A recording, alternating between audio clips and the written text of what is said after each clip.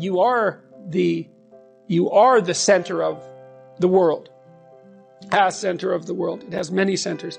And you do partake in this process of casting the potential of the future into the reality of the present and the past. That's what your consciousness does. And the quality of what you produce is dependent on the ethics of your choice. Your choice between good and evil in every moment is what determines the course of the world. And that's on you.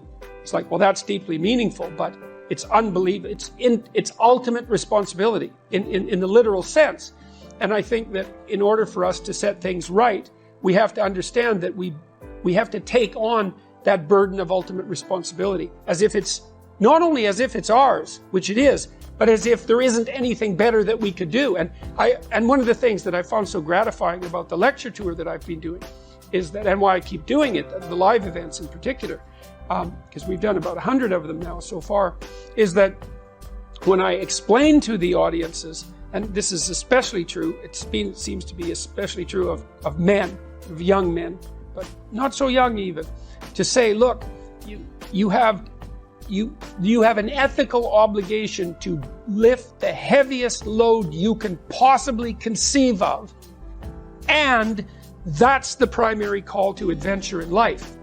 And that call to adventure is so worthwhile that it justifies the particularity. Everybody, it's like lights go on. They think, I see. So you need a meaning to set against the suffering and to protect you against that temptation towards malevolence. You need that. Well, where's the meaning to be found? Well, it's not happiness. It's not short-term pleasure. It's not self-development. It's not self-esteem. It's none of those things that are so focused on the individual psyche even. Yeah. It's literally the stumbling uphill towards the city of God with your burden. People go, well, that's where the meaning is, and they know that because they know responsible people. They know they admire responsible people. They already got that. Say, well, that's what you should become, and they think. And not only that, that's what you could become because that's what you are in the deepest sense. Yeah. You know, in the deepest part of your heart, that if you don't tell the truth, the world falls apart. And that's actually true. You know, I talked about unearned wisdom. It's no trivial matter to understand that. You know, Dostoevsky said everyone is responsible for everything that happens to them and everything that happens to everyone else as well. And, you know, that's an insane statement, and he was a very extreme person, but it's also true. And I think that's part of what people get a glimpse of when they have a hallucinogenic, induced religious experience. It's like, there's a lot more resting on you than you think. And you know that. You don't wake up in the morning berating yourself for telling the truth. You wake up at 4 a.m. berating yourself for violating your conscience. You know, and classically, in at least in some strains of Christian thinking, conscience is associated with Christ or with the Holy Spirit. It's the voice of God within. And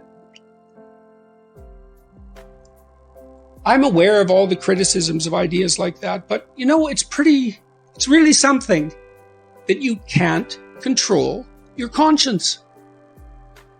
So what is it exactly? It's not you. You're responsible to it. It holds you accountable. It transcends you. So what is it? Well, if you think it's nothing, well, violate it for a while and see what happens. So, you know, I hope what I wrote in Beyond Order is true. You know, and if it's true, it should do some good.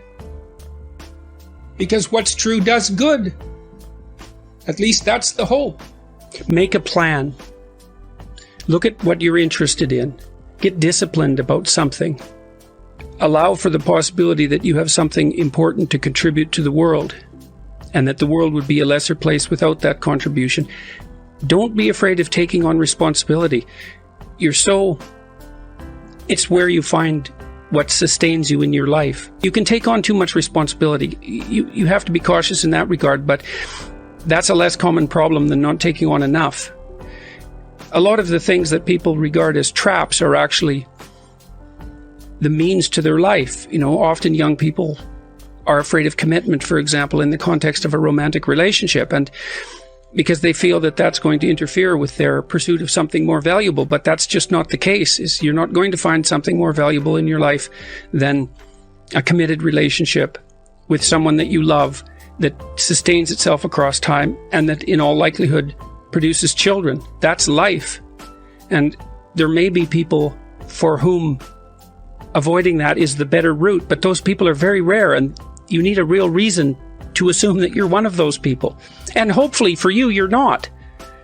I've had a very good career, a very meaningful career in multiple dimensions, and it's still been the case for me that the most important part of my life has been my intimate relationship with my wife and my family.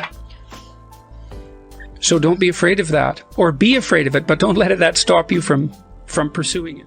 Dostoevsky, I think, said something like, every man is responsible for everything that happens to him and everything that happens to everyone else.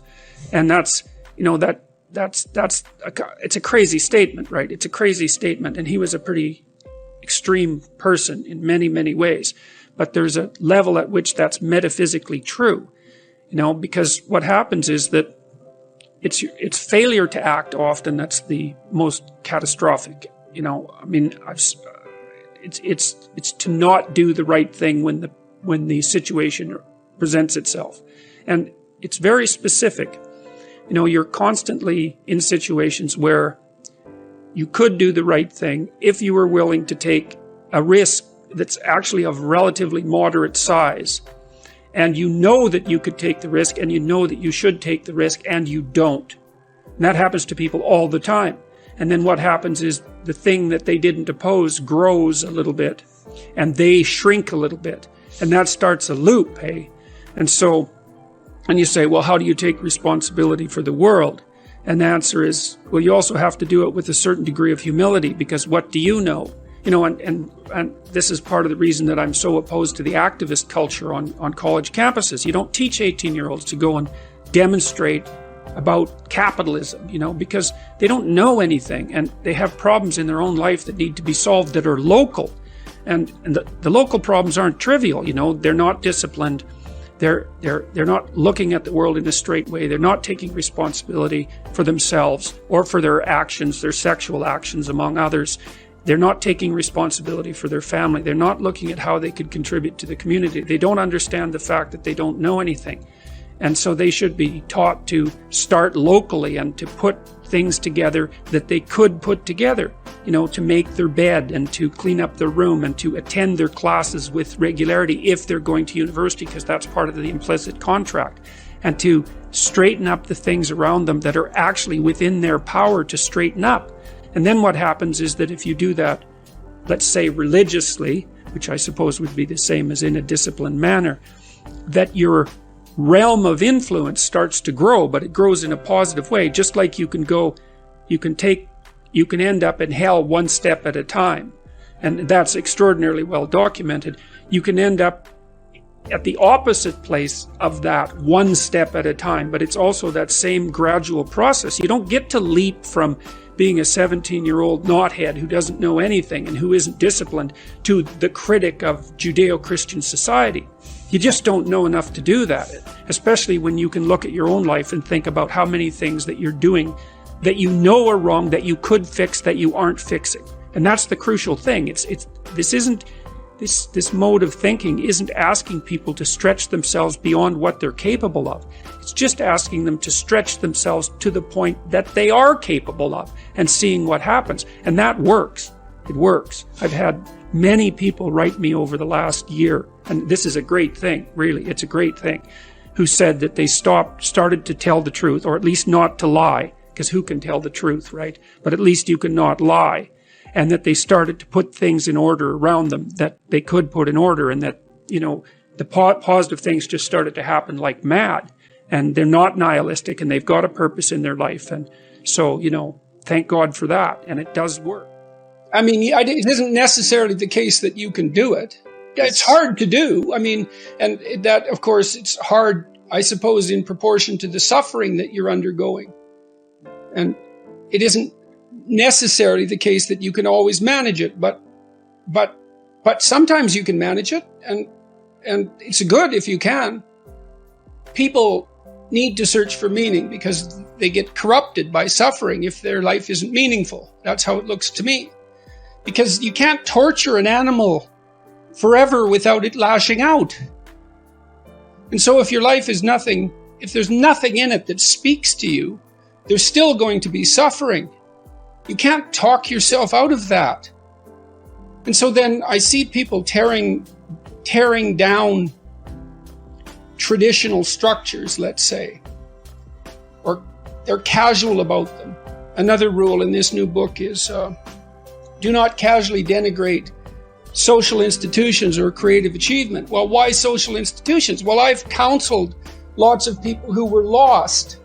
And so if you came to see me and I was your therapist, I'm very practical. I'd say to you, okay, well, let's look at your life for a minute. Do you have an intimate relationship? What about your family? And that could be, married with kids, or it could be the family of your birth, your siblings and your parents and so on. How's that functioning? Do you have anyone there? Do you have a job? Or maybe a career even, if you're fortunate. At least a job that keeps body and soul together, and maybe where there's some chance of advancement and hope. Do you know how to use your time outside of work productively? Do you take care of your mental and physical health? Do you manage the temptations, drug and alcohol use and that sort of thing? Do you manage those temptations effectively? Are you educated? Are you as educated as you are intelligent? Have you? And those are standard patterns of activity in the world. Do you have kids? Do you have a wife? Or a husband? Do you have a job? I mean, it's mundane in some sense, and you can look beyond all those standard answers for meaning. But if you're overwhelmed by life, anxious and suffering, that's a good place to start. Put that together. Why? Well, the answer to that is because that's what people do. That's what people do. That's the best we've been able to manage. And if you don't have that, because you're a human being like other human beings, you're going to suffer for it. And so attacks on that, assaults on that aren't that helpful. I see this sometimes with young people when they're talking about getting married. We don't need to get married. We don't need a piece of paper. It's like, really? That's the depth of thought you've put into this? It's like you're not going to mark this permanence with conscious awareness and social celebration and the sanction of your community and a beautiful ceremony? That's just nothing? You're going to let that go? Well, what are you going to replace it with? Nothing. Huh. You can say it's I don't want to be married in a church. I don't believe in God. Fair enough, but good luck filling in the hole